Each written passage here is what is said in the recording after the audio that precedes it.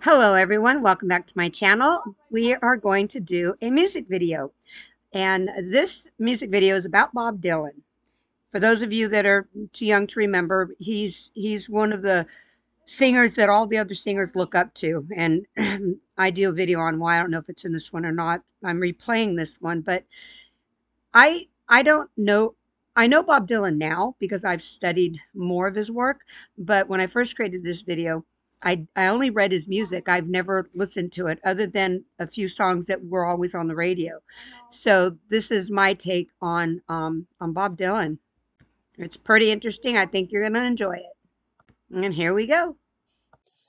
Okay, so I remember hearing, remember that movie with Michelle Pfeiffer, Dangerous Minds, and in the classroom she was teaching the kids, poetry, and one of them, they were talking about this song, and she asked them what it meant. I'm pretty sure that was the movie, and she said it was about a drug dealer, and all this. Well, that is lies to get all you young children that were watching it back in the day to think that's what it was about, and you wouldn't question it. Okay, you wouldn't think into it. Hey, Mr. Tambourine Man. Tambourine. Hey, Tambourine Man. Play a song for me. I'm not sleepy and there is no place I'm going to. Yes. What does that mean? What do you think it means? What, some guy's got a tambourine, and so the guy wants him to play because he can't sleep. Okay. Yeah, but how come you want to play the tambourine? Don't he got a radio or something? You know what I'm saying? Well, that's a good point. I mean, it's a weird choice. So what if I told you that Mr. Tambourine Man is a code name? A code name for what? A drug dealer. Is it? Well, a lot of people think so. So what was the code? What does "Hey, Mr. Tambourine Man, play a song for me" mean? Well, you Play figure... a song for me means give me the stuff. So I wanted to put this clip in here, but as I'm looking at the clip, it looks like they forgot to take stuff out of it, like references such as use familiar content formats, music as poetry. This I don't believe was supposed to be in here. I think somebody got lazy when they put it up on YouTube and didn't take this stuff out of it. Because you see 3 different points in here. I did not put those up there. Just showing you what they're doing. Well, let's think into it because she has a demon as well, Mrs. whatever her face is, Pfeiffer. So we don't want to listen to these people. Okay, so let's break this down. What are we talking here? Okay, so when he says, "Hey, Mr. Tambourine Man, play a song for me," that there's no place I'm going. Okay. This is called Hey, Mr. Tambourine Man.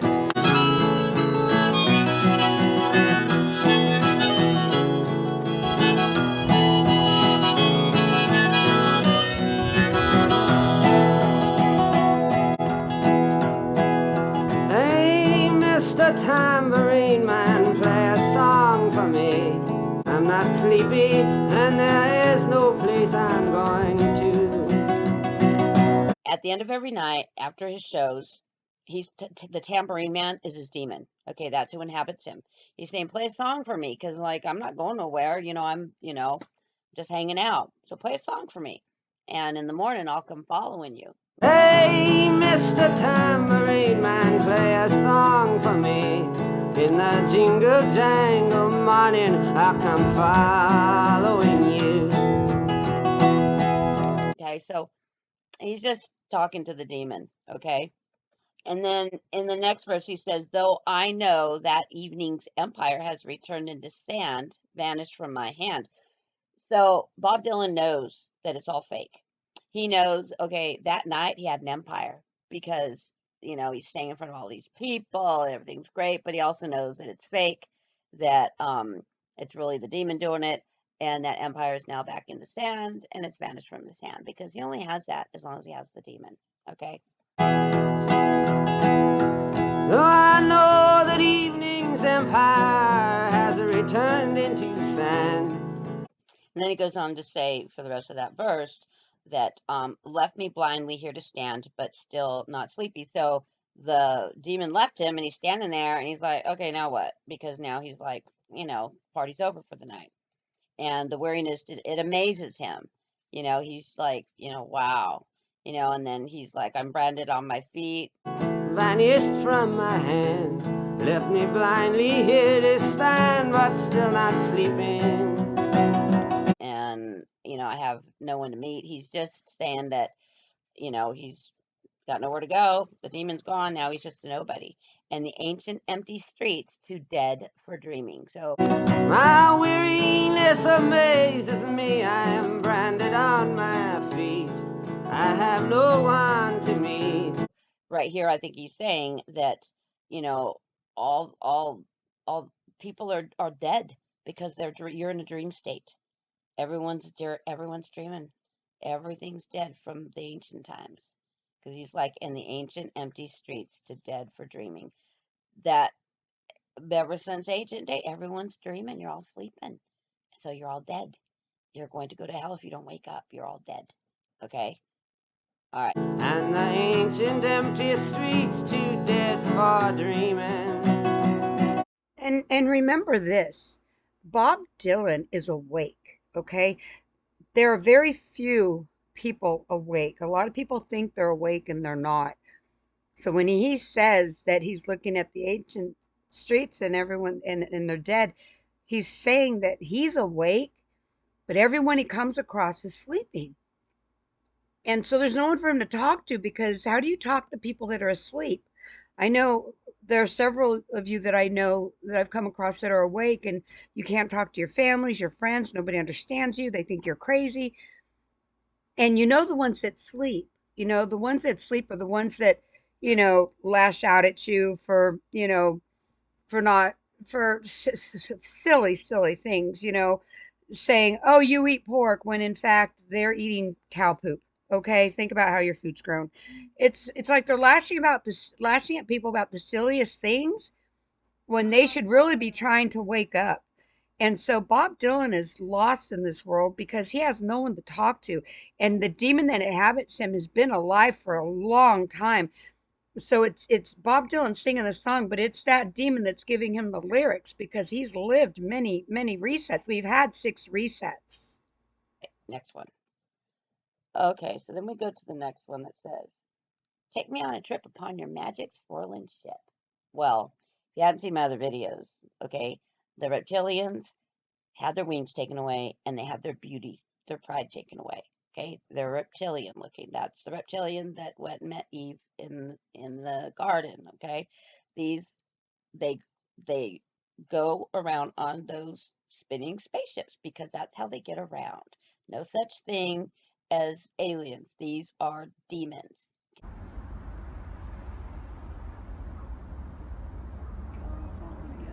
There's stage that big boost back. Yeah, it's because it's up in the sun.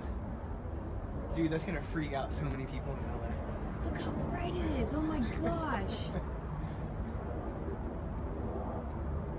Whoa. Take me on a trip upon your magic swirling ship. Okay, let's keep that clear. And when they come down, they strip him of, it says, my senses have been stripped, my hands can't feel the grip, my toes are too numb to step, because when the demon takes over, it's not him. He doesn't do all this. He just stays, his soul is inside of his body, but the demon is in there doing all the dancing. And says, wait only for my boot heels to be wandering. So he's like a puppet, just like Pinocchio. He's like a puppet. He's just inside the body, but that's why Britney Spears and Beyonce and all these other singers say that when they feel the music, all of a sudden their body starts moving and they can't control it. Just goes. That's because it's not them. They're inside. They feel it. They know what's happening, and they can see what the crowd's doing, but it's not them moving. It's the demon inside that took over, that is doing all that, and they love it, and it makes them excited and everything, because how would you like to be able to be a cool dancer? Like, you see these dancers there's some of us humans that can dance, okay? I've seen some of them, and they ain't got no demons in them. They can just dance, okay? So not everybody that can dance really cool has a demon, okay? But haven't you looked at them and thought, man, I wish I could do that? But you can't. Most of us can't, okay? Unless you practice and practice and practice, okay? Most of us can't. So, but that's what's happening here, okay? The demon takes over and he's all numb inside, but he's inside and he can, feel his heels touching the ground, but for the most part, it's not him doing it, it's the demon. When I performed Crazy in Love at the BET Awards, it was almost like my coming out. And I remember when they told me I was performing on BET, in my mind, I saw the set immediately. I said, I want something big. I want something that says I'm here. Beyonce. And I drew it out. I drew out the ramp. I drew out the boxes for me and my girls. I drew out the lift right in the O. It just so happened that O was right in the center of my name. So what you need to understand is that Satan and the demons, they can't create anything. Only we can. We were given the ability to create life, to create all the things that we've created on this earth. Everything is done by our hands. They can give us technology and stuff like that, but they can't create anything. They can only provide what has already been given.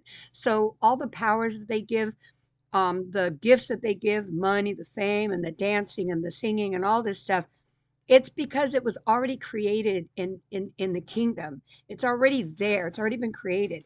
But down here to create, like she's talking about creating her set, well, they can only do what she creates. Wiley, who even need it? Look at what you did for me. Tennis shoes don't even need to buy a new dress. If you ain't there, ain't nobody else to impress. It was way better than I expected, and Sasha was in full effect. Sasha is my alter ego, and when people see me, sometimes I think that when they meet me and they speak with me, they're expecting Sasha, and I'm really kind of shy, and not really shy, but more reserved, and nothing like Sasha.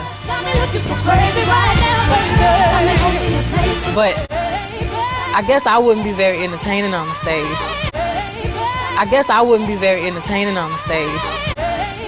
I guess I wouldn't be very entertaining on the stage. So Sasha comes out. So Sasha comes out. So Sasha comes out. And she's fearless. You know, she can do things that I cannot do when I'm in rehearsal. And she's fearless. You know, she can do things that I cannot do when I'm in rehearsal. I mean, I can try, but then it just doesn't happen. I can sing notes and sing strong and do all these things that when I'm just by myself, I can't do. When I'm just by myself, I can't do.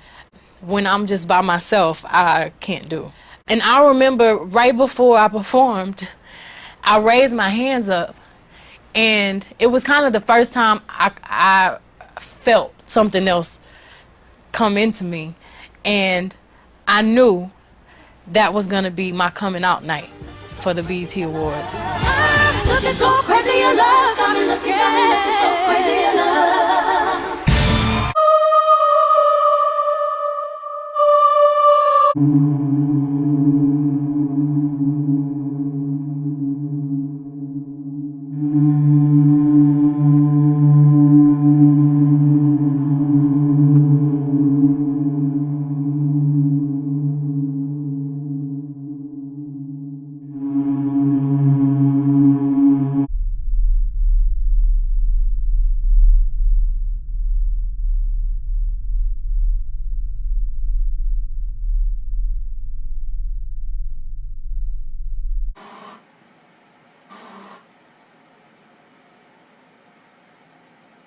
Her eyes, why are they looking funny as well? And they're using the light to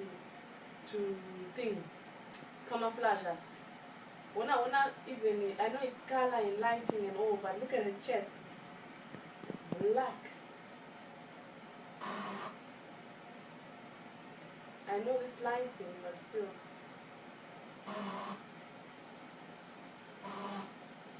missed that part. That's look at that. How does that? Look. Now she's kind of like got a mouth of a thing. Of an animal. Oh my goodness. Their snakeskin shell is getting inhabited by the demon that's been working through them because they wanted fame and fortune. Well, that's what they got. And now their souls are going to hell.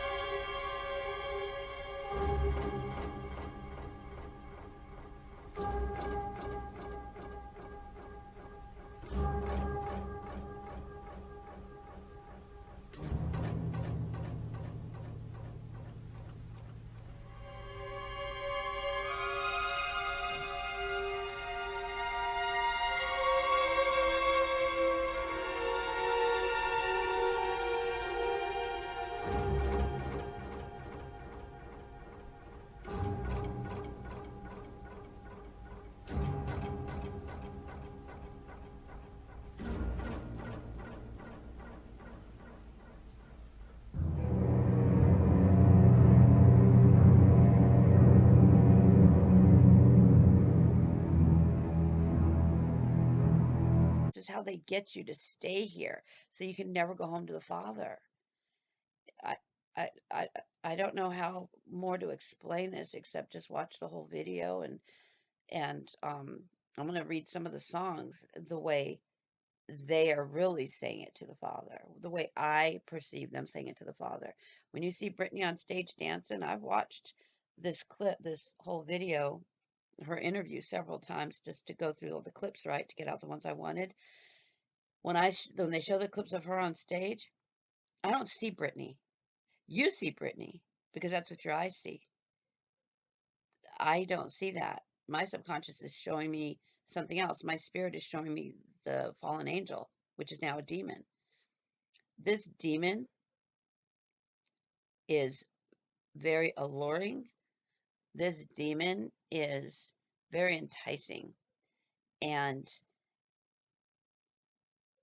she sings in a way that Barbara Walters calls her the master of the universe, because she is.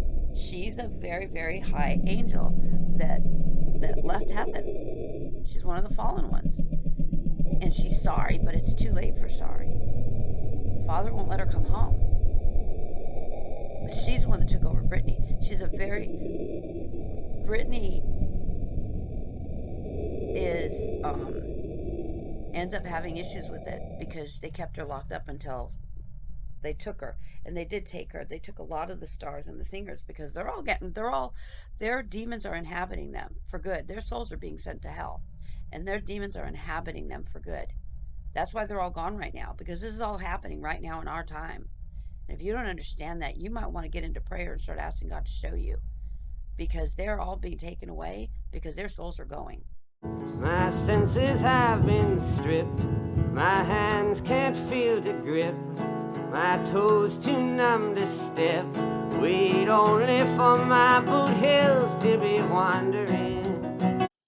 Okay, and the next one, he says, I'm ready to go anywhere. I'm ready for to fade into my own parade. I am ready to go anywhere. I'm ready for to fade into my own parade.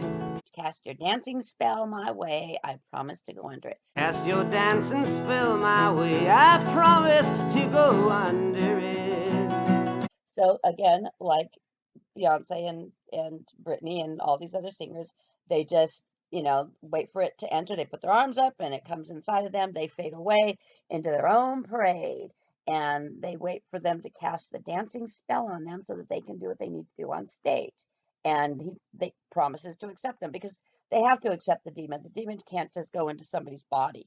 You have to accept it.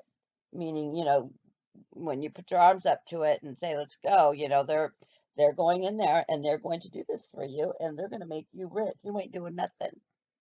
They're not doing anything. Those singers and dancing, concerts and stuff you guys go to, they're all fake. It's not them. It's the fallen ones. It's the demons that are doing all of that. That's who you're worshiping. That's who you're praising. That's why God was specific.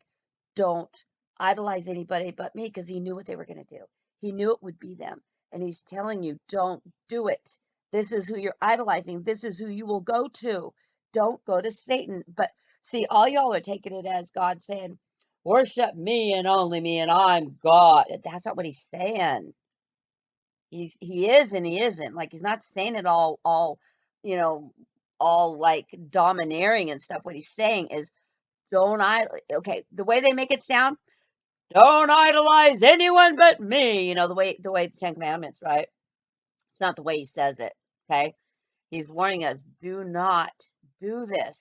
He shouldn't have to tell you why. You should have discernment. And had they not taken all the books from us, we would know why. Okay? So that's why he had to send Jesus, because he knew they were running amok on the earth and being all fools and taking out the books and all this craziness, right? So when he says to not idolize anybody but him, a lot of you are going, well, what a stuck up God you have. Who does he think he is? No. What he's saying is that don't idolize anybody or anyone else, because you don't know what you're doing. You don't know what you're idolizing. These are not those other humans that you think you're looking at. These are inhabited by demons.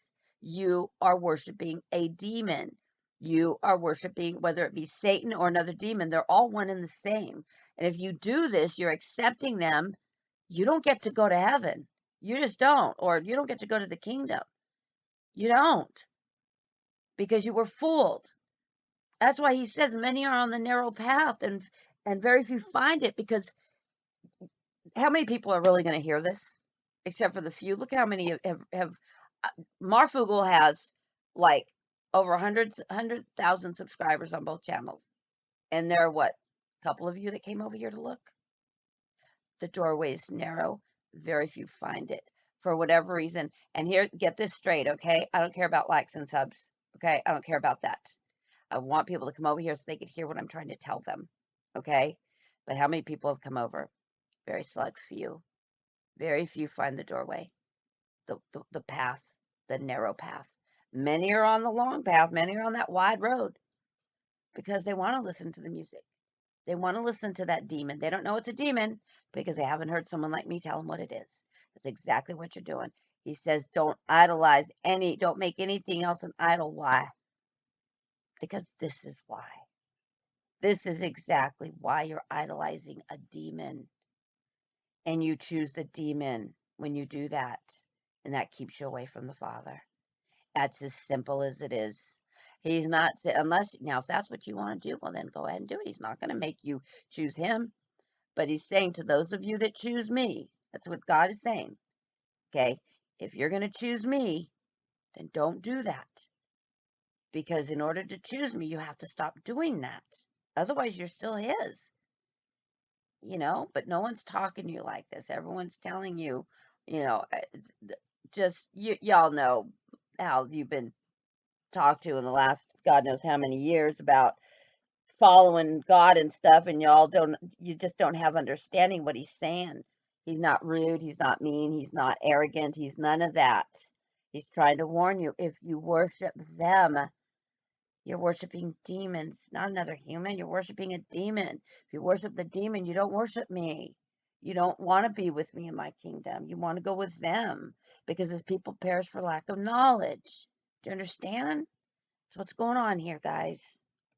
Okay, so now it says, if you hear vague traces of skipping reels of rhyme to your tambourine in time, it's just a ragged clown behind. I wouldn't pay it any mind. It's just a shadow you're seeing that he's chasing. Okay, what's he saying? This is the subliminal talking. This is, how they do the backwards talking on the CDs, or you hear something, you hear something in there but you're not sure, they put subliminal messages. That's what he's talking about. He's like, don't listen to it. Okay, it's just the clown chasing its own shadow.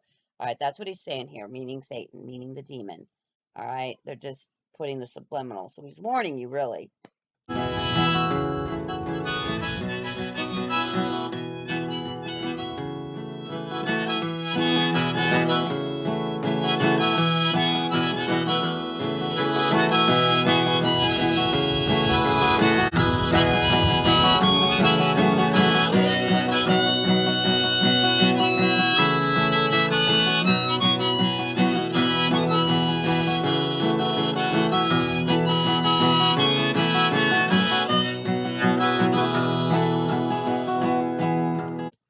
And then he says here, then take me disappearing through the smoke rings of my mind. Then take me disappearing through the smoke rings of my mind.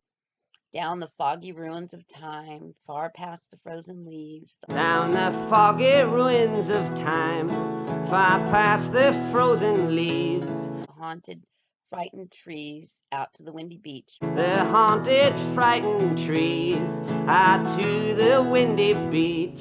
Far from the twisted reach of crazy sorrow. Far from the twisted reach of crazy sorrow. Okay, so to me, he's saying that, the demon doesn't have it in him, and sometimes he just takes him, and they just, the demon gets to inhabit his human body. Okay, so he just gets in his body, just takes him and takes him out to, places, and he gets to be in the fog of his mind. He gets to be back there. Well, the demon gets to lose life. I don't think it's every day, but I think they have to share each other's life. So this is him talking about the demon sharing his life. Okay, now this is what he does with all of them. He did it with Rihanna. He did it with Britney. He did it with he's done it with all of them because they all talk about this. Okay, yes, to dance beneath the diamond sky with one hand waving free. Yes, to dance beneath a diamond sky with one hand waving free. Silhouetted by the sea, circled by the circus sands. Silhouetted by the sea, circled by the circus sands. With all memory and fate driven deep beneath the waves, let me forget about today until tomorrow. With all memory and fate driven deep beneath the waves, let me forget about today until tomorrow. So in Rihanna, she's laying in the water, right? And she's singing the song Diamonds in the Sky. Well, he's talking about diamonds in the sky, right? Because all the stars are diamonds in the sky. All right. All the stars are the fallen angels. All right. So I am no more spiritual than anybody else. The only difference between all you and me is that I have eyes to see. I'm awake. I'm trying to wake you up so that when you read songs, you can read it and see exactly what I'm seeing, and you stop listening to the music, stop watching the TV. I'm trying to teach you what it's like for me to be awake so that you could waken up. That's it. Am I better than you? No. Can I still go to hell? Yeah. Being awake just means that you're aware of things, that you see the world for what it is. Doesn't mean you're going to heaven. Doesn't mean you're saved. It means that you're aware, and probably more detrimental to you if you do the wrong things. You know what I'm saying? All right. So he's in the sky beneath the diamonds, and he's up there. That's what they're all doing. He's a silhouette by the sea and by the sands, and with all the memory, fades away. He's in a good place. They put him in a good place, just like they did Rihanna. You saw how serene she was floating in the water. Same with Brittany. They're all they take them up there, or wherever this is, whether it be in their mind or actually there, I don't know. But they all know about the diamonds, and they all know about the water, and all that. So this is something they all share in common. And then it goes back into the chorus. So there you have it. That's explaining this song.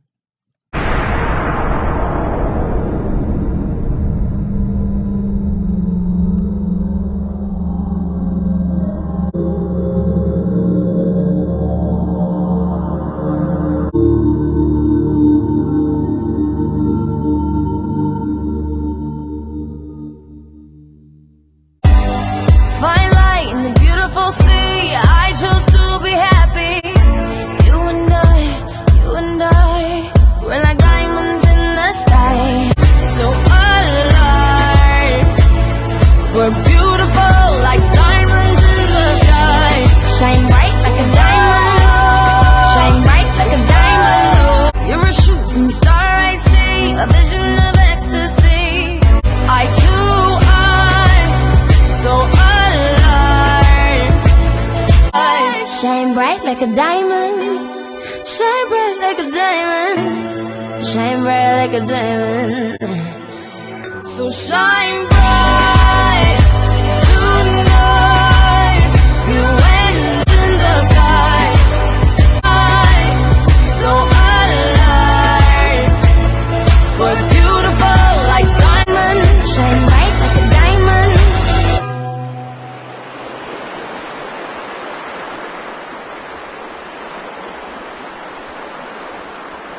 And above the firmament that was over their heads was the likeness of a throne, as the appearance of a sapphire stone. And upon the likeness of the throne was the likeness as the appearance of a man above upon it. So most of the fallen angels were placed in the firmament, and their punishment is to fly forever until they fall. When they fall to the earth. When they fall to the earth, they go into the ground. Their blood is gold. That's why we get all our gold today. That's why they're going to come looking for their gold, because that is their blood. They want it back. That's why you're going to throw your gold and silver in the streets. So I suggest you not have any, despite what people are saying. Stow our gold, stow our gold.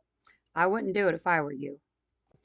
In the book of Enoch, Enoch was shown how everything was made, where everything was.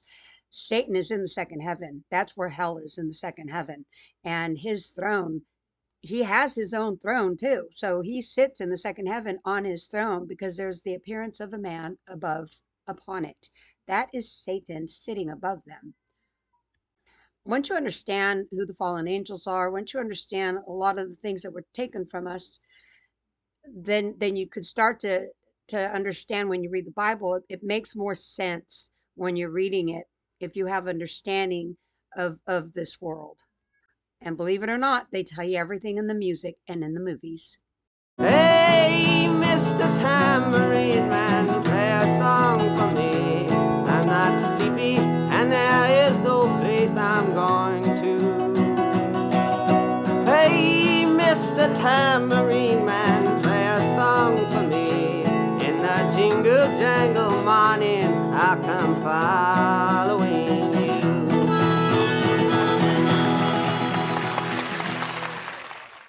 Read somewhere that you wrote Blowing in the Wind in 10 minutes. Is that right? Probably. Just like that? Yeah. Where did it come from? It just came, it came from It was like right out of that wellspring of creativity, I would think, you know. Bob Dylan, Blowing in the Wind. How many roads must a man walk down before you call him a man?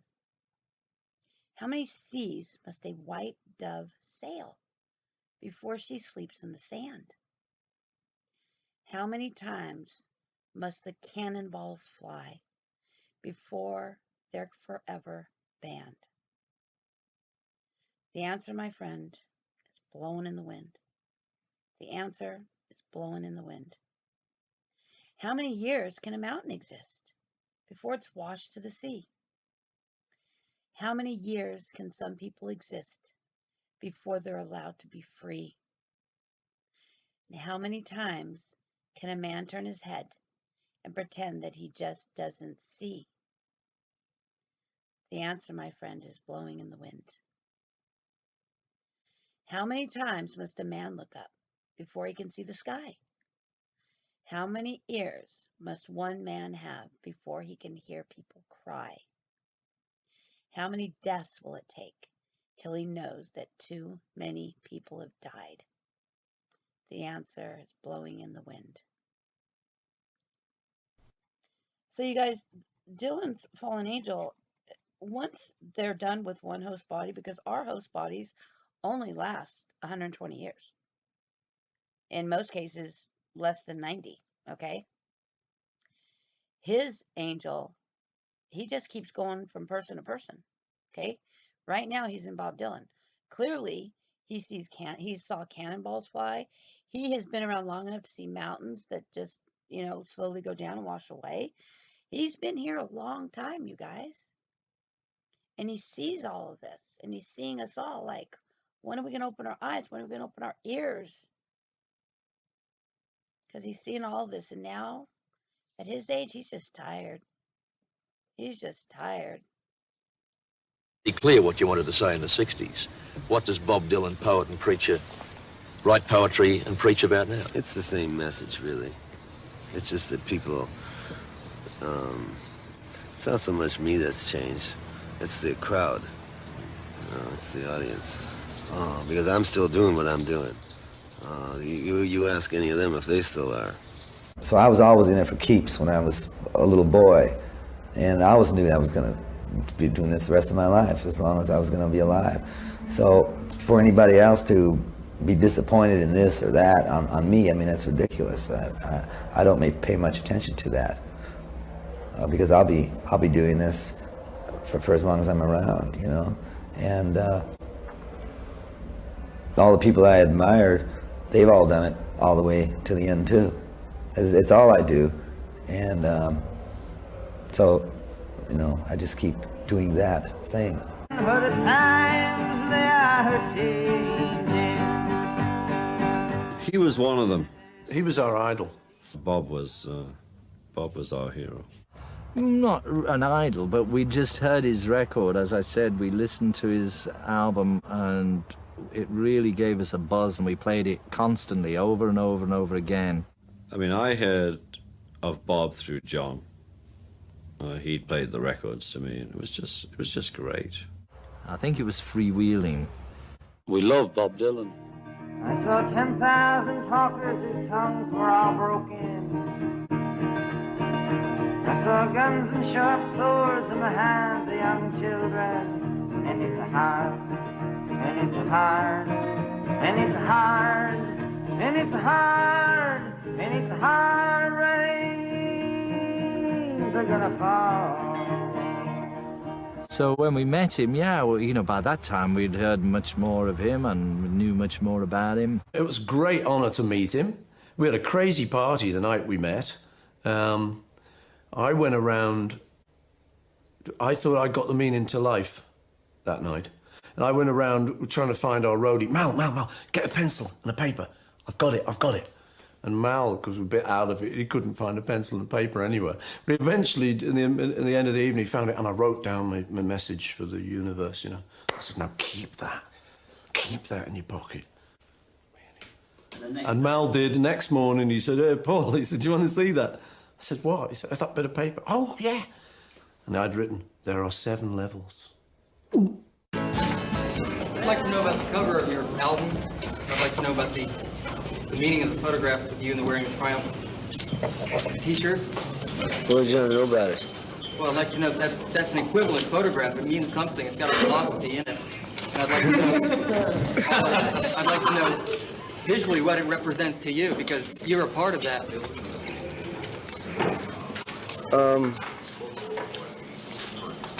I haven't really looked at it that much. I've thought about it a great deal. It was just taken one day when I was sitting on the steps, you know. I don't really remember very too much about it. Well, what about the motorcycle as an image in your songwriting?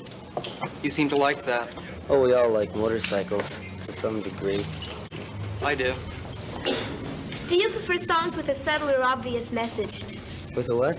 A subtle or obvious message. A message? You mean like, what song with a message? Well, like Eve of Destruction and things like that. Do I prefer that to what? I don't know, but your songs are supposed to have a subtle message. Subtle message? Well, they're supposed to. Where'd you hear that?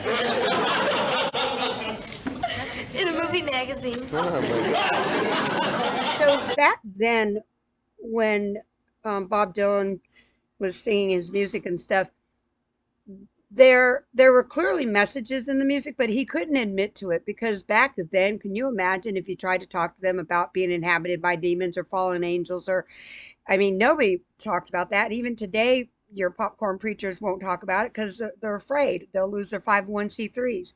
Well, Bob Dylan definitely is afraid of talking about it, and because his purpose was to reach the youth and get as many as he could to listen, and eyes to see and ears to hear would pick it up. But he's really frustrated. His fallen angel is really frustrated with all of us, because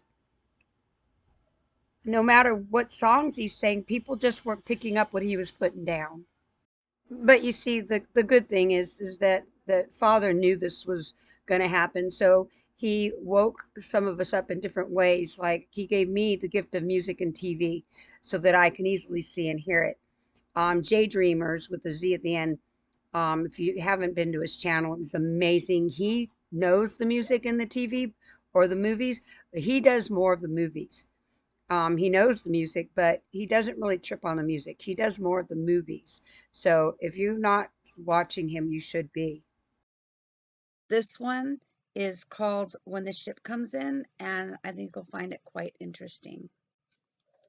Oh, the time will come up when the winds will stop, and the breeze will cease to be breathing, like the stillness in the wind, for the hurricane begins, the hour when the ship comes in. And the sea will split, and the ship will hit, and the sands on the shoreline will be shaking. Then the tide will sound, and the wind will pound, and the morning will be breaking. Oh, the fishes will laugh as they swim out of the path, and the seagulls, they'll be smiling, and the rocks on the sand will probably stand the hour that the ship comes in. And the words that are used for to get the ship confused will not be understood as they're spoken, for the chains of the sea will have busted in the night and will be buried at the bottom of the ocean. A song will lift as the main sail shifts, and the boat drifts onto the shoreline, and the sun will respect every face on the deck, the hour that the ship comes in. Then the sands will roll out a carpet of gold for your weary toes to be touching, and the ship's wise men will remind you once again that the whole wide world is watching. Oh, the foes will rise with the sleep in their eyes, and they'll jerk from their beds and think they're dreaming, but they'll pinch themselves and squeal and know that it's for real, the hour that the ship comes in. Then they'll raise their hands, saying, we'll meet all your demands, but we'll shout from the bow, your days are numbered. And like Pharaoh's tribe, they'll be drowned in the tide, and like Goliath, they'll be conquered. Do you think of yourself primarily as a singer or as a poet? Well, I think of myself more as a song and dance man, you know. Mr. Dillon, I know you dislike labels, and probably rightly so, but for those of us who are well over 30, could you label yourself and perhaps tell us what your role is? Well, sort of label myself as well under 30. And my role is to, you know, to just stay here as long as I can.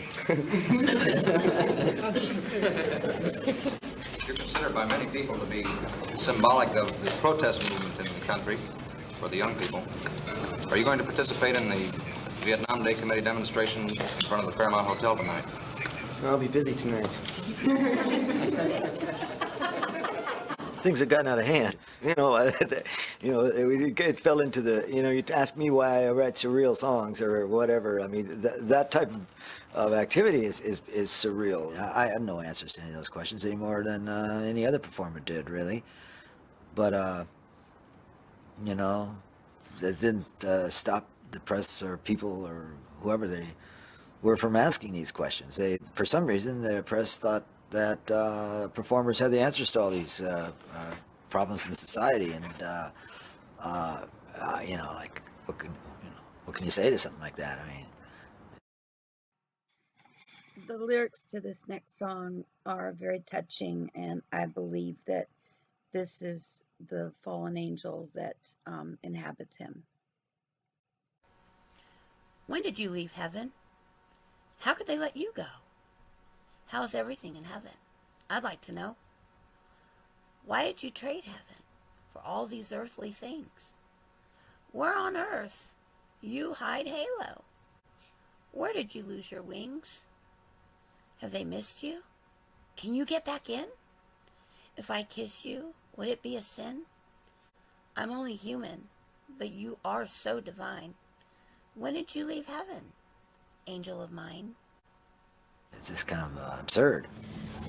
Phil Oakes wrote something in a recent Broadside magazine to the effect that you have twisted so many people's wigs that he feels that it becomes increasingly dangerous for you to perform in public before an audience.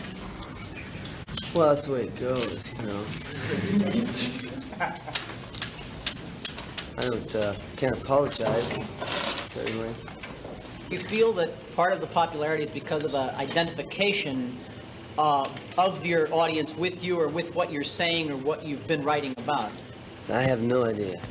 Mr. Dillon, you seem very reluctant to talk about the fact that you're a popular entertainer, and you're a most popular entertainer. Well, what do you want me to say? Well, I don't understand why you. Well, what do you want me to say? What do you want me to say about it? Well, you seem almost embarrassed to admit that you're to talk about. Well, I'm not embarrassed. I mean, you know. What do you want exactly me to say? You want me to jump up and say hallelujah and crash the cameras and do something weird? Tell me. I'll go along with you. If I can't go along with you, I'll find somebody to go along with you. No, but I find it, you really have no idea as to why you, or no thoughts on why you're popular. That's what interests me on. I just haven't really struggled for that. I don't, it happened, you know? It happened like anything else happens. The lyrics to this next one is called False Prophet, and you can hear how angry he is with Satan. Another day that don't end, another ship going out, another day of anger, bitterness, and doubt. I know how it happened. I saw it begin. I opened my heart to the world, and the world came in. Hello, Mary Lou. Hello, Miss Pearl. My fleet-footed guides from the underworld. No stars in the sky shine brighter than you. You girls mean business, and I do too. Well, I'm the enemy of treason, enemy of strife. I'm the enemy of the unlived, meaningless life. I ain't no false prophet. I just know what I know. I go where only the lonely can go. I'm first among equals, second to none, the last of the best. You can bury the rest. Bury 'em naked with their silver and gold. Put them 6 feet under, and I'll pray for their souls. What are you looking at? There's nothing to see. just a cool breeze that's circling me. Let's go for a walk in the garden. So far and so wide, we can sit in the shade by the fountainside. I search the world over for the Holy Grail. I sing songs of love. I sing songs of betrayal. Don't care what I drink, and I don't care what I eat. I climb the mountains of swords on my bare feet. You don't know me, darling. You never would guess. I'm nothing like my ghostly appearance would suggest. I ain't no false prophet. I just said what I said. I'm just here to bring vengeance on somebody's head. Put out your hand. There's nothing to hold. Open your mouth. I'll stuff it with gold. Oh, you poor devil, look up if you will. The city of God is up there on the hill. Hello, stranger. Hello and goodbye. You rule the land, but so do I. You lusty old mule. You got a poisoned brain. I'll marry you to a ball and chain. You know, darling, the kind of life that I live, when your smile meets my smile, something's got to give. I ain't no false prophet. No, I'm nobody's bride. Can't remember when I was born, and I forgot when I died. Musical vineyard in which you toil, how many are protest singers? That is, people who use their music and use the songs to protest the social state in which we live today, the matter of war, the matter of crime, or whatever it might be. How many? Yes. Are there many who do? Yeah, well, I think there's about 136. You say about 136? Or do you mean exactly 136? It's either 136 or 142. At a certain point, people seem to have a distorted, warped view of me for some reason, and those people were usually outside of the musical community. The spokesman of a generation, the conscience of this and that and the other. I mean, that I could not relate to. I just couldn't relate to it. Bob Dylan doesn't ever think about Bob Dylan. Are you a shy man? Yeah, most of the time. Because of being shy, you find it a burden of being Bob Dylan? Who's Bob Dylan? I'm only Bob Dylan when I have to be Bob Dylan. Most of the time, I can just be myself. How does yourself get Well, if you got a few minutes after, I can show you. Well, I was doing what I believed that I should be doing. You know, most artists should do gospel kind of music. If they don't do something gospel, I don't really trust that artist. I don't care who he is. I know I've had a lot of influence on the people, yeah. But a lot of people had influence on me too.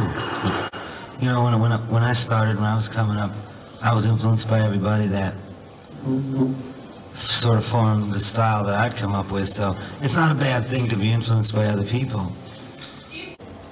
Because we live here in the day, in the present time, you know. You get up and have to deal with today. Yesterday's gone, tomorrow's not promised. So this is all we have, really. Well, if you found that the decades sort of deteriorated since the 60s, since the 50s, whatever, what do you think you could possibly find to write about in the 90s? Well, I don't know. I don't look for things to write about. They just happen to me, you know. I don't know. Your music is pulled up from your subconscious, and how much do you feel that you're the medium or a vessel for God? So, well, I don't know. It gets less and less. It's pulled up from my subconscious. I used to pull a lot of it up. I'll pull some of it up once in a while now. Well, not too often. What's the second part of the question? But how much do you feel that you are a vessel or medium for a higher power, for God, and it flows through you and you just inherit it all to Him? Well, I feel that way about most of the stuff I do. I might not know it at the time, that's what's happening, or that might be the process, but when I see it later, it seems to me that that's the way it happened. But as a general. Now, the demon that inhabits Bob Dylan, he's a general in Father's army. He was tricked into coming here by the angel of voices, Metatron. But when Father comes, when Yeshua comes, Bob Dylan's demon, fallen angel, is going to take up arms against Satan and fight him. In the song by Coldplay, Viva La Vada, that's Satan actually singing about his fall. And he talks about Bob Dylan. He talks about the how they want his head on a silver plate.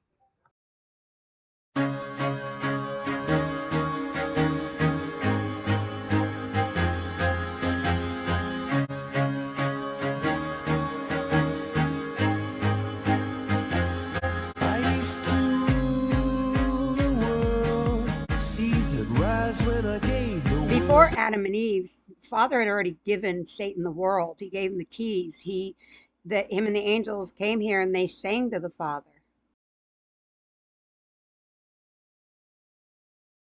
Now in the morning I sleep alone. Sweep the streets I used to own. He's saying they're the streets he used to own because Father took the earth from him when he fell. I used to roll the dice, feel the fear in my enemy's eyes. Here he's looking up at the Father because the Father is his enemy.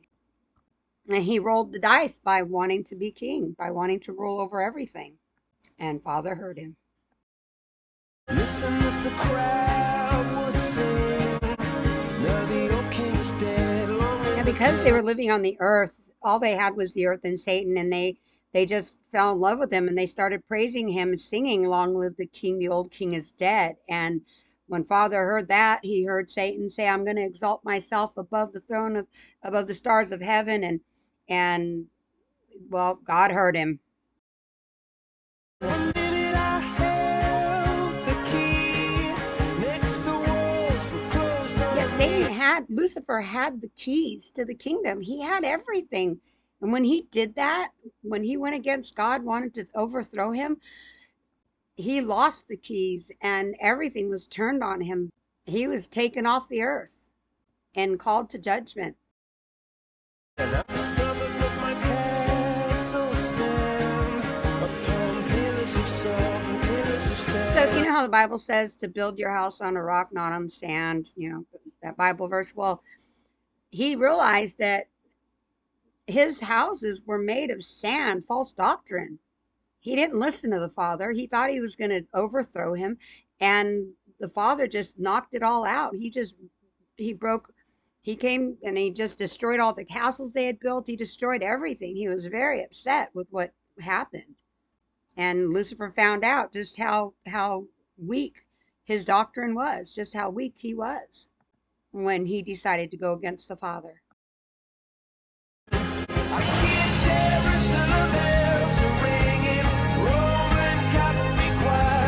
Okay, so when he says, "I hear Jerusalem's bells ringing," Jerusalem's bells are the angels that are fighting for the Father, okay? When he says Roman Catholic choirs are singing, those are his angels. That's what he's talking about. The war in heaven is Jerusalem, which is not a people, it's not a place, it's a people. And the Roman Catholic choir singing, those are his people. Those are Satan's people, okay? Those are the two.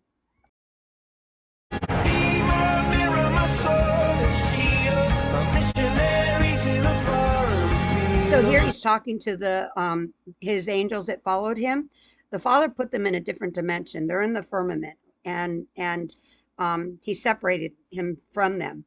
And so when they go to war, he's telling them, you know, that he wants his missionaries in a foreign field to be his mirror and sword to help fight the Father with him.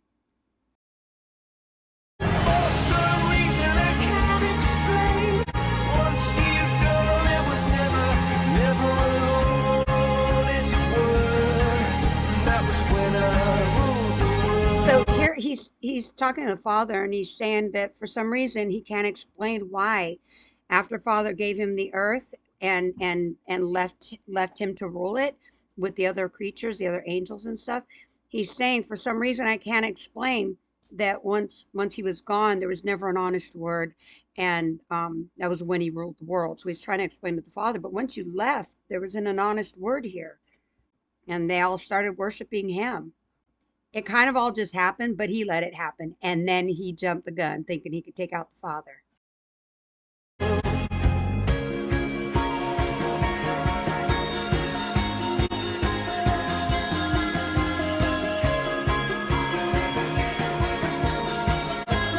So here he's not singing, you just see the video, and you notice how everything is cracked, and he's like falling, and because he's being called up to the judgment room, to the throne room. He's being called before the Father, and this whole scene is depicting all of that. It was the wicked and wild wind, blew down the doors to let me in, shattered windows and the sound of drums. So you just saw him like swirling around, kind of, because when you're called up by the Father, you're called up by the Father, okay? He was pulled up, and it was a wicked and wild wind because it was crazy up there. Everything was, the windows, it was a wild wind. The doors blew open and let him in, and the windows shattered, and the sound of drums, and where he's being called to judgment. Although he's going to be judged, he's in big trouble, okay? People couldn't believe what I'd become. Revolutionaries wait for my head on a silver plate. So here he says people couldn't believe what he'd become, but it's not people, it's the other angels and spirits that are up there that didn't follow him here. Because if he says angels and stuff, then people will understand what he's saying, and the whole point is to tell the story without really telling the story, you know what I mean? So they couldn't believe what he'd become, because by this point the Father had to pull him up there. He didn't go up there flying up there. His wings had already been taken out, and his crown taken, because he was the prince on the earth. So he had become nothing, and they were like gasped at him, And when he says revolutionaries wait for his head on a silver plate, that's exactly what Bob Dylan was talking about. He can't wait to get a hold of him, on Armageddon Day, because he lied. So yes, the Father gave them the earth and gave, let the angels come here and everything, but they came of their own free will. They wanted to come here because he had already lied to them and told them how great the world was going to be and all this stuff. And all the spirits that followed him, we had to be birthed into this world, but we came by choice. But the revolutionaries, those are the other angels just like him that Bob Dylan, he's a general in God's army. He believed him. He believed his lies. He used Metatron, the angel of voices, to mimic God and tell him, hey, it's okay if you go. And it wasn't okay. It wasn't okay for any of us to leave. And yeah, they can't wait to get a hold of him.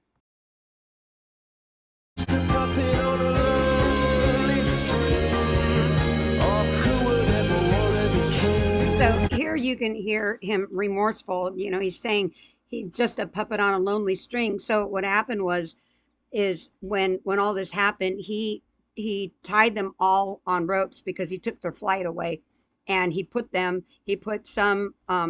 in the firmament, and then he tied strings around them and took them over there and put them where they needed to go. Then he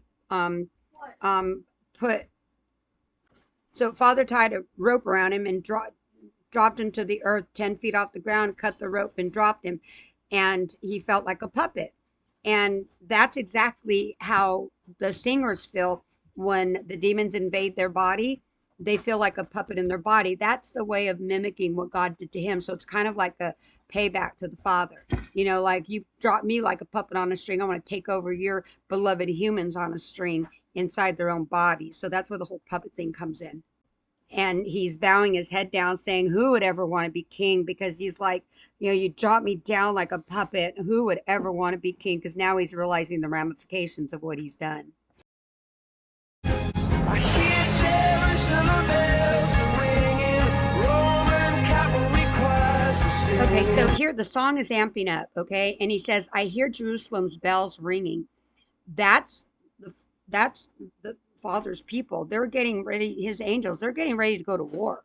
So when it talks about Jerusalem's bells ringing, they're like getting everything together. They're getting, all their warfare together to fight him. And I thought I'd gotten this wrong, but I didn't, because I'm looking at this again. I didn't get it wrong. When he says Roman Catholic choirs are singing, I want to play it again right now. I want you to listen. He says Roman Catholic Calvary are singing, because that's his army. The Catholic Church worships him. That's who they follow. So if you're into Catholicism, you might want to rethink that, because I have a video where they're singing to Lucifer in their church. So here, I want to play it again. I hear Jerusalem bells ringing, Roman cavalry choirs are singing. So yeah, it says Roman cavalry choirs are singing. Well, Roman, they were Catholic. So, and he's talking about their cavalry. That's his army.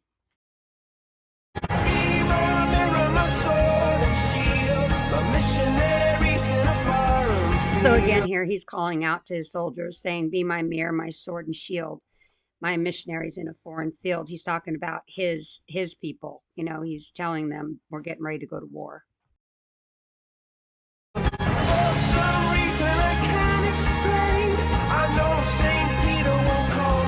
So here he's saying, for some reason, he can't explain.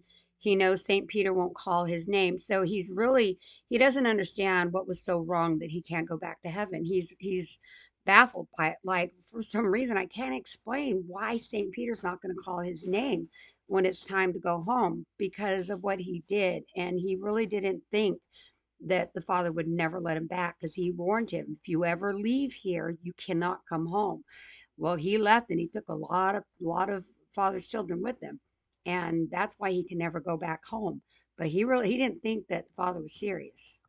Y'all know, when your kids growing up, you don't think your parents are going to discipline you one way, and when you find out they do, you're like, well, I didn't think you were serious. Just like in the beginning of the song, where he says that he rolled the dice because he would tempt the Father. That's why when Yeshua was in the desert, and he said, "Thou shalt not, tempt the Lord thy God." So Yeshua was the good son. This is the bad son.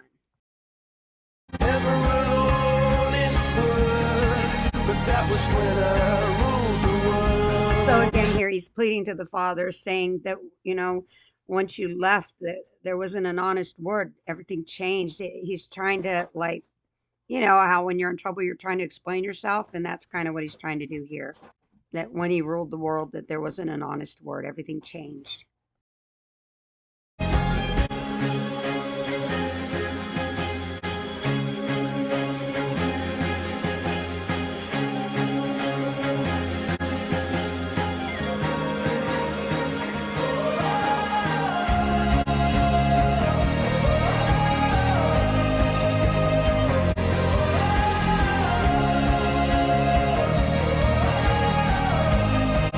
So this whole scene you just seen, it chokes me up every time. I had to stop for a minute, because this is his fall. This is when he was cast out of heaven, and a lot of people are going to be cast out just like him.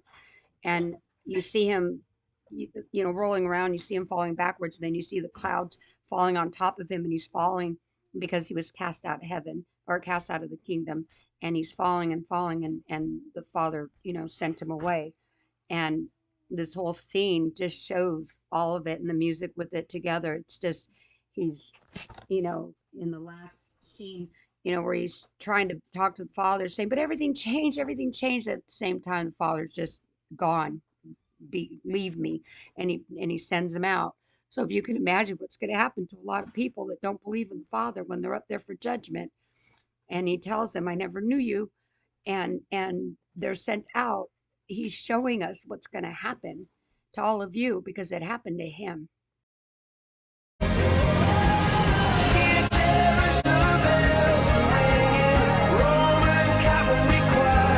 So here he's reiterating about the war between him and the Father. And, one might think that, well, why, he's sorrowful, he's not going to do it again. But the Father knows. He knows he's going to do it again. He knows he's not going to stop. So that's why it has to happen this way, because the Father knows he's not going to stop. He's going to try and do it again. So he has to stop it now. And he's done enough damage already. But if you can imagine in the last scene, I wanted to reiterate more on that. Imagine him being there, and it wasn't as simple as being tossed out. Imagine what you would be doing. He was probably screaming, "Father, forgive me. I'm sorry." And just give me another chance. Please don't do this. Don't do it. I'm sure it was more of that than, or maybe it just happened that fast. But just imagine what you would do when you're being cast out. For those of you that are non-believers, or it's all in the music. He tells us everything. And it's in the movies too. Satan cannot have your soul until we know the truth, but he can give it to us any way he wants. Fantasy movies, fiction movies, those are the movies you should be watching, the ones that they say aren't real, because everything here is upside down and backwards. And if you notice on his shirt, he has a red check mark. That's where Yeshua was stabbed. So in a way, he's also throwing a jab at the Father.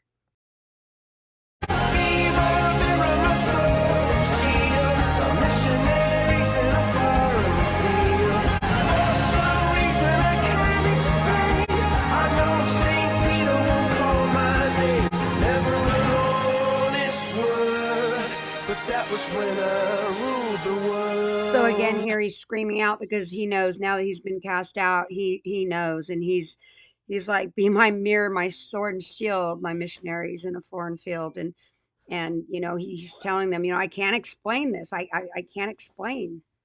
And he's telling them, I know St. Peter won't call my name, but there was never an honest word once the Father left. So he's trying to reiterate and explain, just like I said, he's trying to explain everything, but he can't, because what he did was wrong, and he'll do it again. And he's running amok in our world today.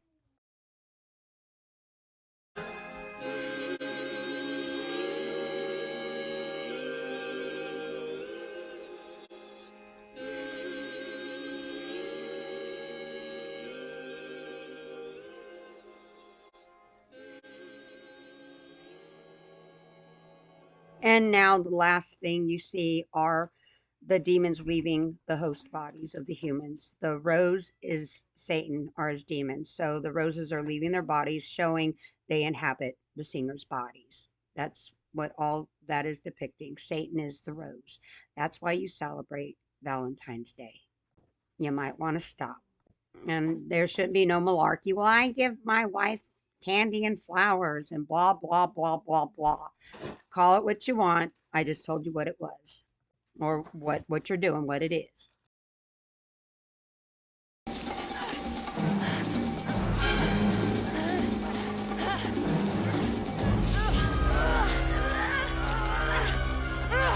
I'm gonna kill you!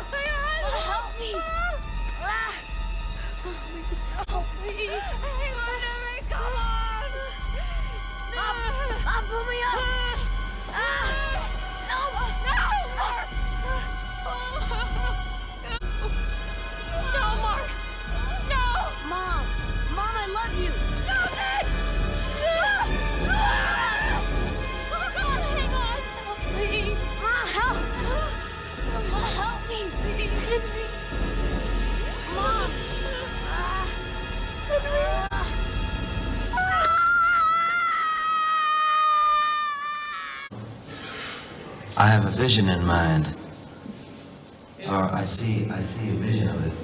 Well, it's all from God, you know? The people who use America, corporations who use America, are groups of people who use America for a stepping stone for more powerful position in the rest of the world.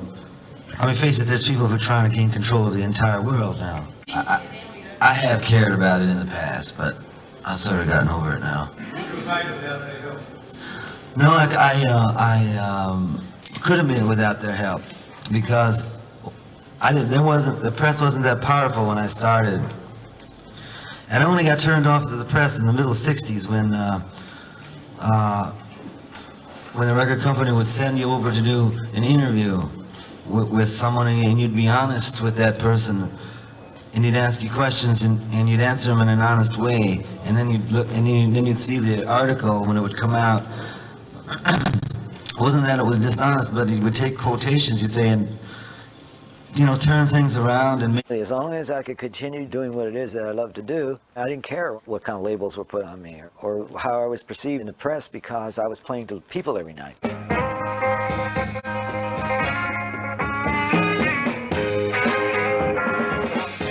I played at the Hollywood Bowl.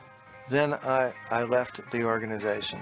I actually was frightened when I got the tour itinerary to see that we were going to play Dallas, where they had just killed the president.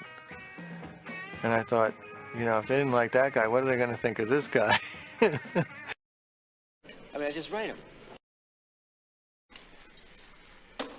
Are you going to see the concert tonight? Are you going to hear it? Okay, you hear and see it, and it's going to happen fast, and you're not going to get it all. And you might even hear the wrong words, you know. And then afterwards, see, I won't be able to talk to you afterwards. I got nothing to say about these things I write. I mean, I just write them. I don't have nothing to say anything about them. I don't write them for any reason. There's no great message. I mean, if you know, you want to tell other people that, go ahead and tell them. But I'm not going to have to answer to it. And they're just going to think, you know, what's this Time magazine telling us? But you couldn't care less about that either. You don't know the people that read you. Because, you know, I've never been in Time magazine, and yet this hall is filled twice. You know, and I've never been in Time magazine. I don't need Time magazine.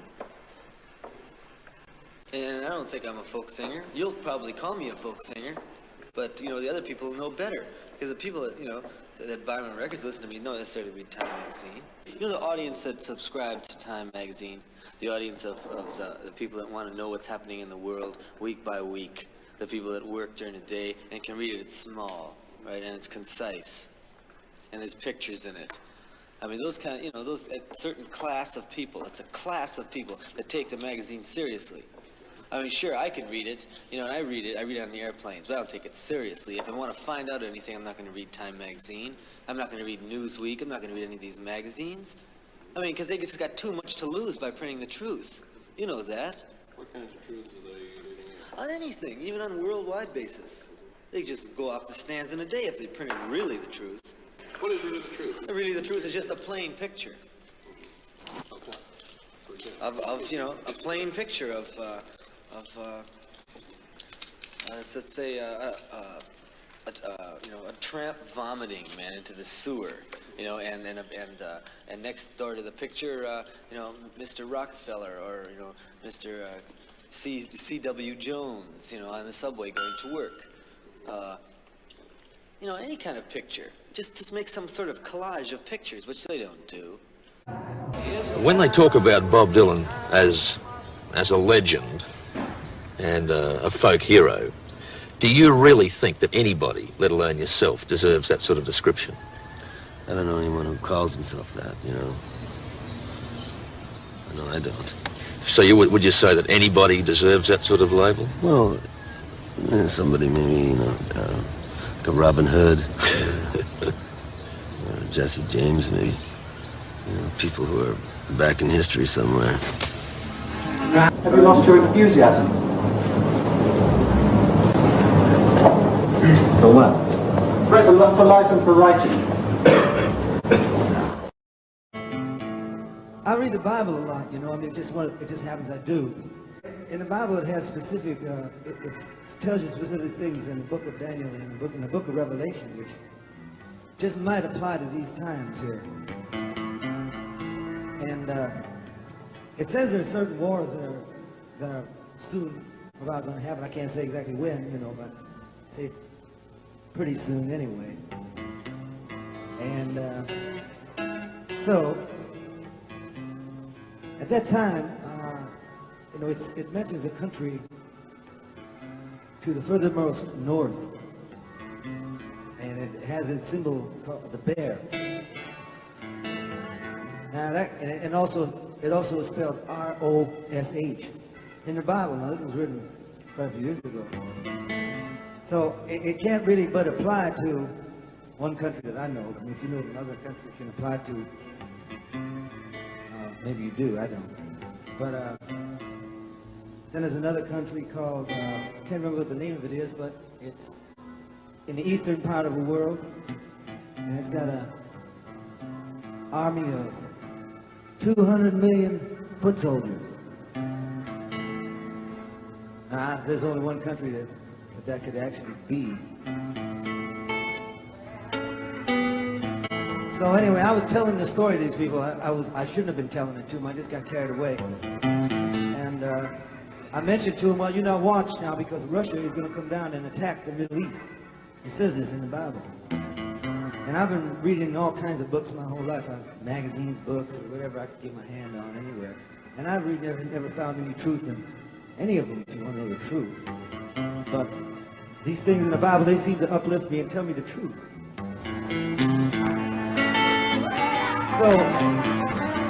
So I said this country is going to come down and attack, and all these people, there must have been 50,000. If there was one, that's right. No, I don't know. There wasn't 50,000. There was, I don't know, maybe 3,000.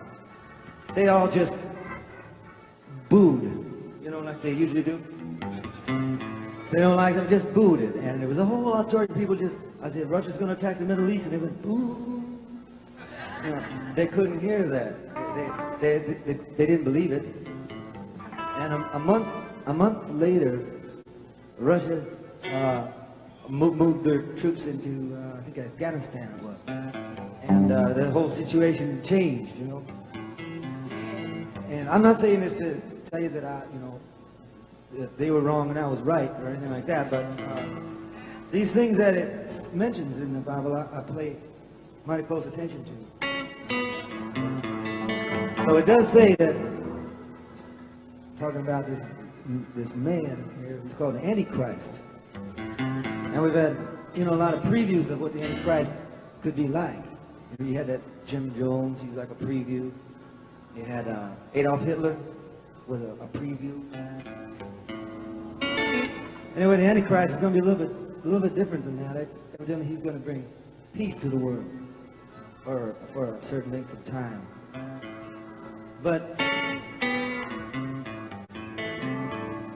he will eventually be defeated too.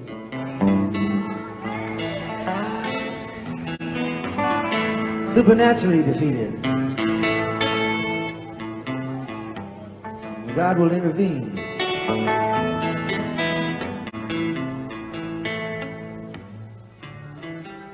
But you're still going to have to be aware of these things. You need something strong to hang on to. I don't know what you got to hang on to, but I got something called a solid rock to hang on to.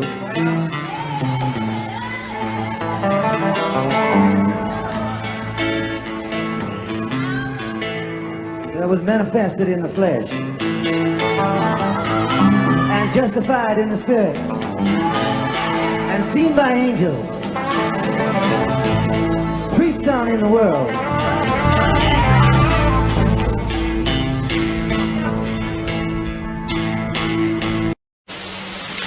Well, you have to work out where your place is and who you are. But we're all spirit. That's all we are. We're just walking, you know, we're dressed up in a suit of skin. And we're going to leave that behind. Dylan is the first songwriter to ever win the Nobel Prize for Literature. for what judges called new poetic expressions in the tradition of American song.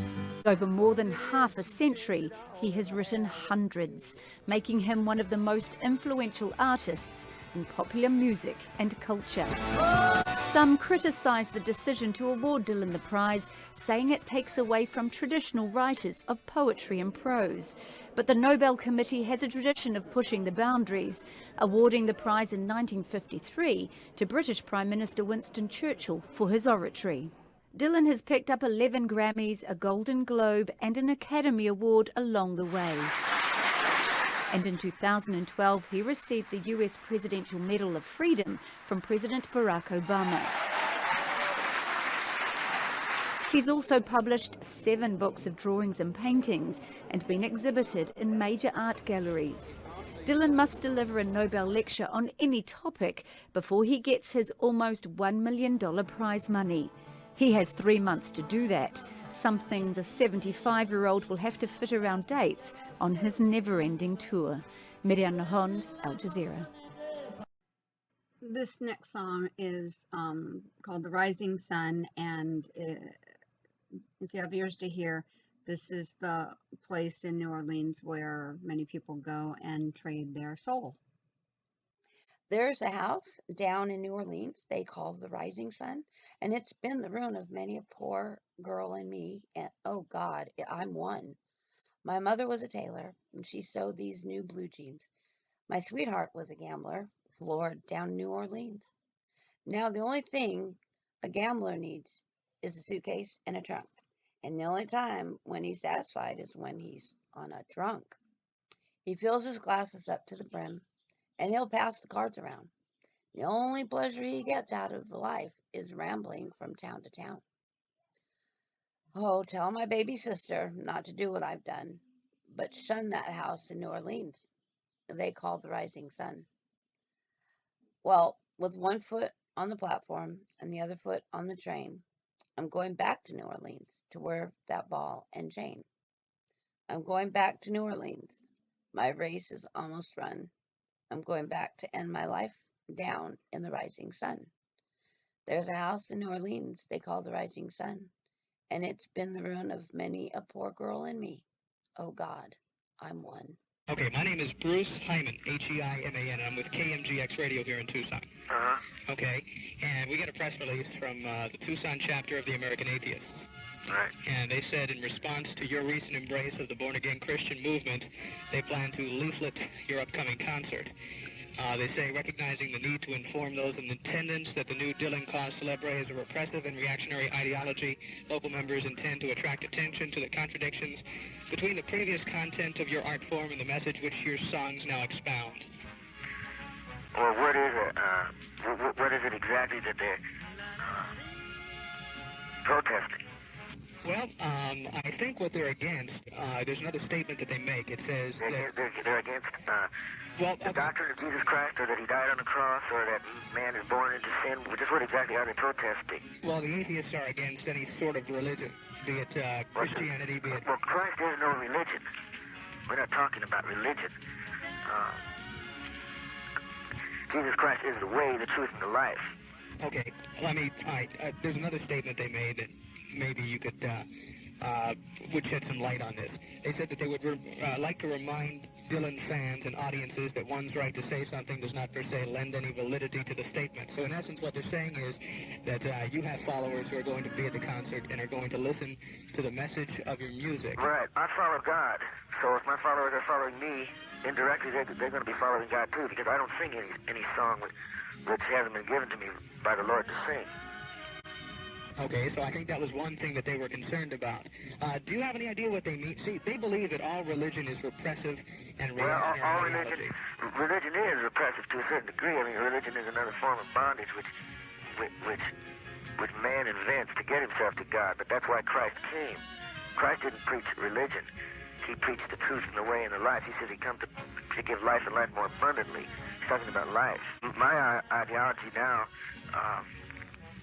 we're becoming out of the scripture, you see, so I didn't invent these things. These things have been just shown to me, and I'll stand on that faith. that they are true. I believe they're true. It's different this time around. It now deals with the Lord, and some of his fans walked out of the first concert last night. Pat Crosby tells us what happened with some of his former fans in this interview with Bob Dylan. The last time Bob Dylan was here in the mid-'60s, it was much different. The music was different. The time was different.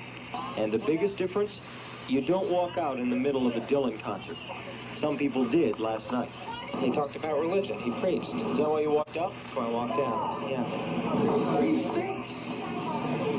Man, he's the worst. He's bad. He don't sing nothing like he used to. That's it. You walked on. Yeah, it's a waste of my... Here's a ticket. Here, you want the ticket? I paid $26 to go in there and see a show. And I could have went to church to see what I saw, you know? I mean, I don't know. I expected something different. Do you feel that the message of your music has changed over the years from music which talked about war to music that now talks about Christianity? No, there's going to be war. There's always war and rumors of war. And Bible talks about a war coming up, which will be a war to end all wars. The spirit of the atheist will not prevail. I can tell you that much. It's a deceiving spirit. Is Jesus Christ the answer for all of us in your mind? Yeah, I would say that. In order to, what we're talking about is the nature of God, and I think you have to, in order to go to God, have to go through Jesus. Yeah, you have to understand that. You have to have an experience with that. Yeah. Thanks. The first time that I heard Bob Dylan, I was in the car with my mother, and we were listening to, I think, maybe WMCA, and on came that snare shot that sounded like somebody kicked open the door to your mind from Like a Rolling Stone. And my mother, she was no stiff with rock and roll. She liked the music. She listened. She sat there for a minute and she looked at me and she said, "That guy can't sing." But I knew she was wrong, I sat there, I didn't say nothing, but I knew that I was listening to the toughest voice that I'd ever heard. It was lean, and it sounded somehow simultaneously young and adult. And I ran out and I bought the single, and I came home and I ran home and I put it on the 45. And they must have made a mistake at the factory because a Lenny Welch song came on. And the label was wrong. So I ran back and I got it. And I came back and I played it. And then I went out and I got Highway 61. And it was all I played for weeks. Looked at the cover with Bob with that satiny blue jacket and the Triumph motorcycle shirt. And when I was a kid, Bob's voice somehow, it thrilled and scared me. It made me feel kind of irresponsibly innocent. And it still does. It was, but it reached down and touched what little worldliness I think a 15-year-old kid in high school in New Jersey had in him at the time. Dylan was a revolutionary, man. The way that Elvis freed your body, Bob freed your mind. And he showed us that just because the music, he did.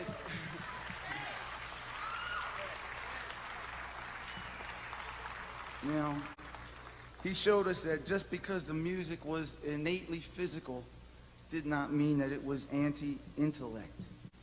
He had the vision and the talent to expand the pop song until it could contain the whole world.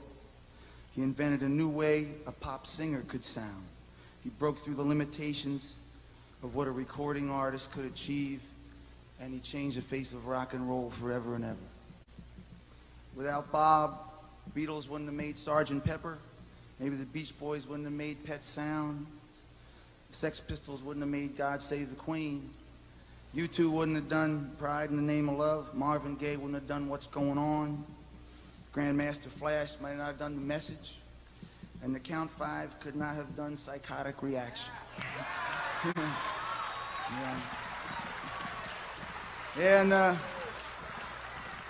never would have been a group named the Electric Prunes, that's for sure, But the fact is that to this day, where great rock music is being made, there is the shadow of Bob Dylan over and over and over again. And Bob's own modern work has gone unjustly underappreciated for having to stand in that shadow. If a young songwriter, if there was a young guy out there writing Sweetheart Like You, writing the Empire Burlesque album, writing Every Grain of Sand, they'd be calling him the new Bob Dylan.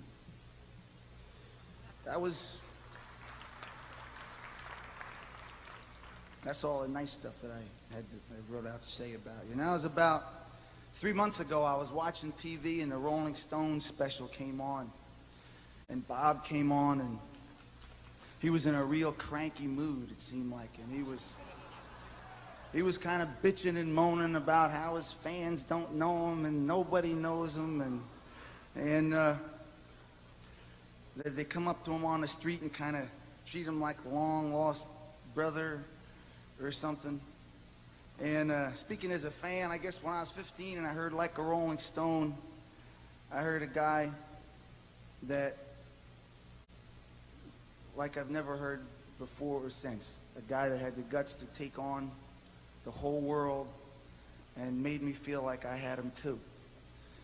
And maybe some people mistook that voice to be saying somehow that you were going to do the job for him. And as we know, as we grow older, that there isn't anybody out there that can do that job for anybody else. So I'm just here tonight to say thanks, to say that I wouldn't be here without you, to say that there isn't a soul in this room who does not owe you their thanks, and to steal a line from one of your songs, whether you like it or not, you was the brother that I never had. Congratulations.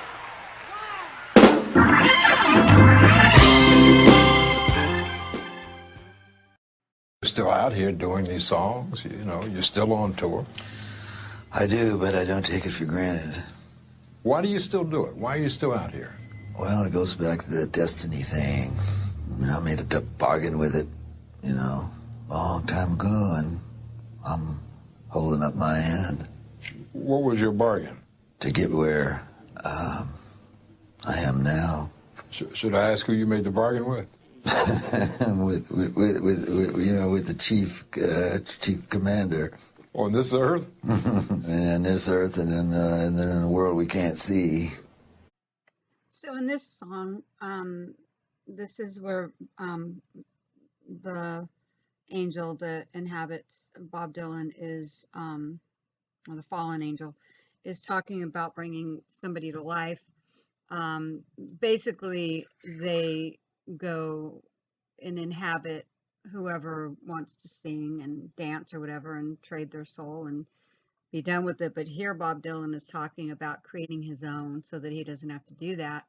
And he'll go, find his own, arms and legs and liver, and he'll just put someone together that is not one of us, meaning I believe Bob Dylan's angel is a good angel.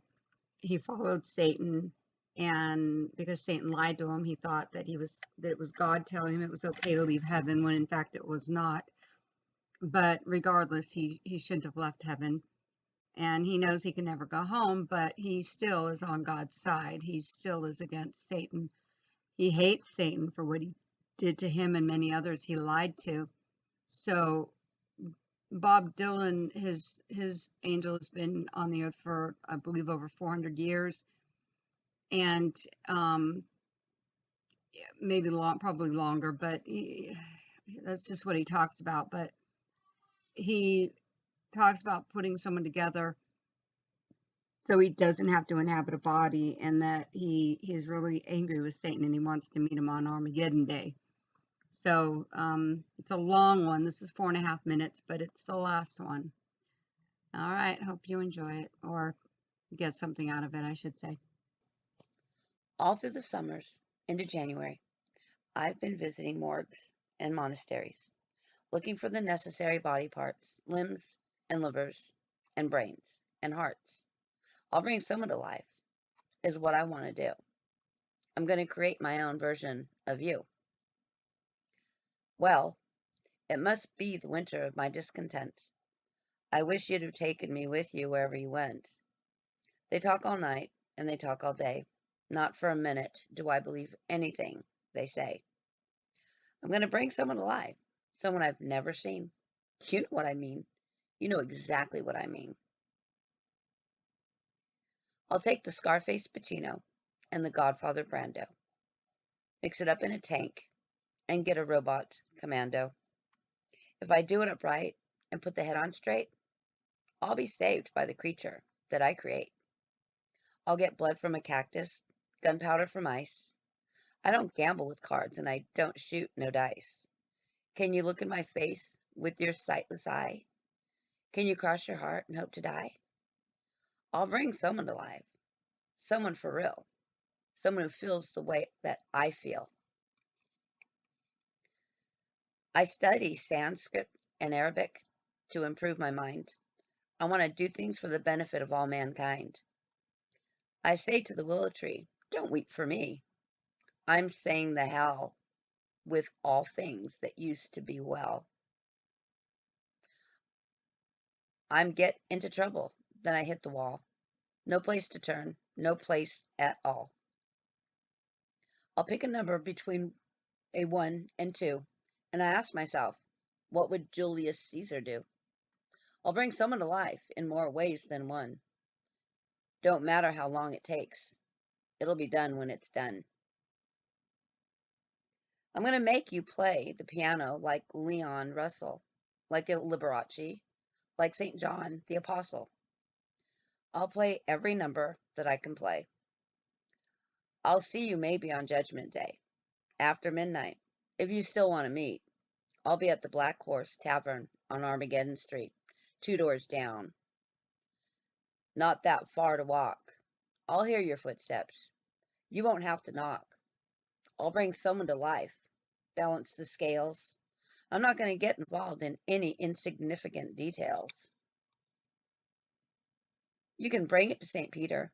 You can bring it to Jerome. You can bring it all the way over. Bring it all the way home. Bring it to the corner where the children play. You can bring it to me on a silver tray. I'll bring someone to life. Spare no expense. Do it with decency and common sense. Can you tell me what it means to be or not to be? You won't get away with fooling me. Can you help me walk that moonlit mile? Can you give me the blessings of your smile? I'll bring someone to life. Use all my powers. Do it in the dark, in the wee small hours. I can see the history of the whole human race. It's all right there. It's carved into your face. Should I break it all down? Should I fall on my knees? Is there light at the end of the tunnel? Can you tell me, please? Stand over there by the cypress tree, where the Trojan women and children were sold into slavery long before the First Crusade. Way back before England or America were made. Step right into the burning hell, where some of the best known enemies of mankind dwell. Mr. Freud with his dreams, Mr. Marx with his axe. See the rawhide lash rip the skin from their backs. Got the right spirit? You can feel it. You can hear it. You've got what they call the immortal spirit. You can feel it all night. You can feel it in the morn. It creeps in your body the day you were born. One strike of lightning is all that I need, and a blast of electricity that runs at top speed. Shimmy your ribs. I'll stick in the knife. Gonna jumpstart my creation to life. I'm gonna bring someone to life. Turn back the years. Do it with laughter and do it with tears. Inside this special box is a very unique object. It is a Masonic Bible, but not just any Masonic Bible. It's the Masonic Bible I was given when I was made a Master Mason. Are you ready to see what's really inside a Masonic Bible? This is the same Bible that your leaders in the house that's white swear upon when they're inaugurated. This is the Bible that all of the Masons use, all of the elite families. So my question to all of you is, if it's their Bible, how could it possibly be ours? Well, it's ours as well, because our Father speaks in there, but so does theirs. That's why you're supposed to pray before you read it. Have discernment. You're not supposed to read it through like a book. You're supposed to read here a little, there a little, precept upon precept, line upon line. When you read it that way, the Father shows the truth. That's why when Yeshua came here, he was very specific the way that he spoke. He spoke in a lot of parables. And there's a gentleman on here called Dr. Kim. He goes through precept by precept, line upon line, and he shows you exactly what I'm telling you about how it was that Lucifer and the angels were given the earth back in the day, and he brings you all the way forward to Adam and Eve. It's pretty amazing. It was a couple hour long video, but if you're not watching him, he's very detailed, and everything is through the scriptures. So it's pretty interesting stuff that he shows you. So the question isn't whether it's the same Bible that we've been taught to read our whole lives, but the more the question is it really our Bible? Is it? You can get stuff out of it, but why did they take so many books out of it? Those are the books we should be reading for clarification and understanding. As wise as a serpent, as gentle as a dove. Remember that.